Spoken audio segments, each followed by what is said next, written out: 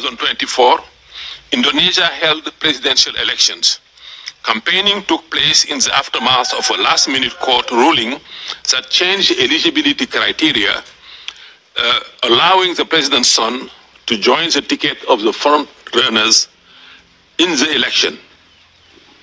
What measures are in place to ensure that high-ranking officials, including the presidents, are prevented from unduly influencing the electoral processes?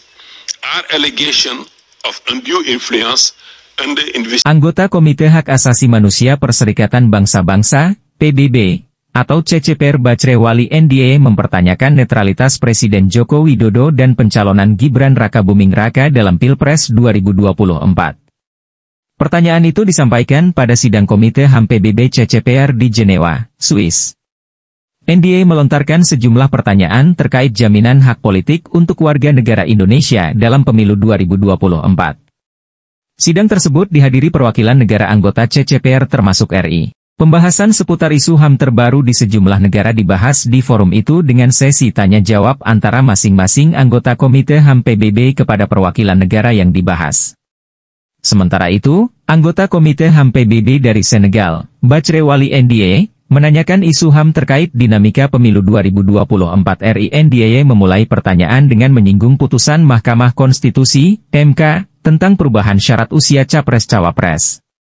Dia menambahkan, apa langkah-langkah diterapkan untuk memastikan pejabat-pejabat negara, termasuk Presiden, tidak bisa memberi pengaruh berlebihan terhadap pemilu? Tak berhenti di situ, NDA juga bertanya apakah pemerintah sudah menyelidiki dugaan-dugaan intervensi pemilu tersebut.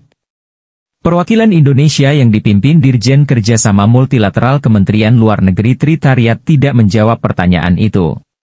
Saat sesi menjawab, delegasi Indonesia justru menjawab pertanyaan-pertanyaan lain.